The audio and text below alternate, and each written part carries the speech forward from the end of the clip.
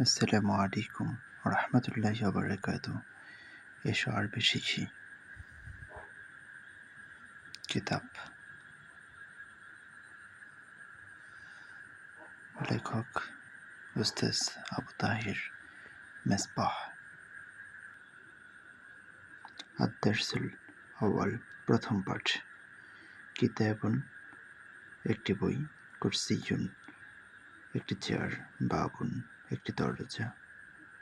জিদারুন, একটি দেয়াল। কলমুন, একটি কলম। বাইতুন, একটি ঘর। মিসবাহুন, একটি বাতি। সারিরুন, একটি খাট। হাদা, হাদিহি, ইহা, এটি। হাদা কিতাবুন, ইহা একটি বই। যালিকা, তিলকা, উহা, সেটি। যালিকা কলমুন, উহা একটি কলম। হাদা কিতাবুন, ইহা একটি বই। যালিকা কলমুন, উহা একটি কলম। হাদা মসজিদুন,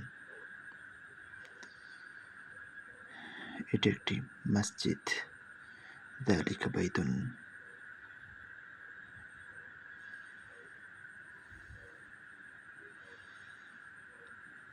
সেটি একটি ঘর। হাদা বাবুন, ইহা একটি দরজা। যালিকা মিসবাহুন, উহা একটি বাতি। হাদা জিদারুন, ইহা একটি দেয়াল। যালিকা কুরসিয়ুন, উহা একটি চেয়ার। হাদা বাইতুন, ইহা একটি বাড়ি। হাদা কুরসিয়ুন, ইহা একটি চেয়ার।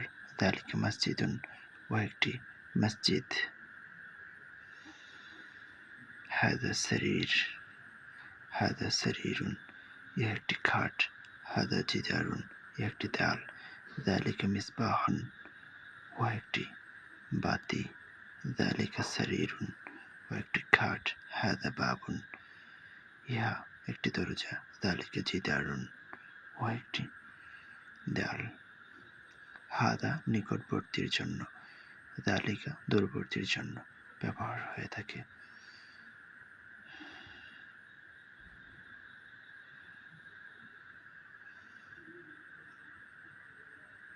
আমরা সবাই বারবার পড়ব এবং চর্চা করব ইনশাআল্লাহ।